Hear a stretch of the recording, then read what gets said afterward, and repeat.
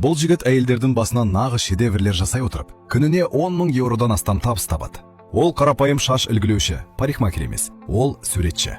Оның жасаған шаш қиюлары бұл өнер, сондықтан барлық әйелдер оған жазылуды армандайды. Бір клиенті ерекше нәрсе қалады, ал ол 5 сағаттың ішінде оның өз шашынан кепка жасап берді. Сондай керемет шыққаны сондай, ешкім де бұның нағыз мата емес екеніне сенбейді.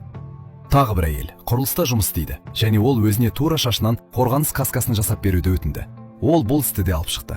Енді оған басынан нағыз каска киіп жүрудің қажеті жоқ, әрі өте тамаша көрінеді. Ал бір сәнқой қыз өзіне Гуччидікіндей шляпа қалады. Шаш үлгілеуші дәл сондайды, тек шаштан жасап берді. Бәрі антаң, өйткені ол нағыз дизайнерлік бұйым қысап көрінеді. Оның қиялында шекара жоқ, ол ойына келген кез келген нәрсені ойлап таба алады. Бір күні оған бір бой жеткен келіп, менің басыма жануар жасап берші деді. Ол шошқа баласын таңдап алды.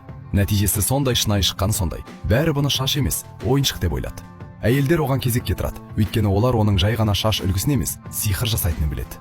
Шебердің өзі, мен шашты жақсы көрем, бұл менің өмірім дейді.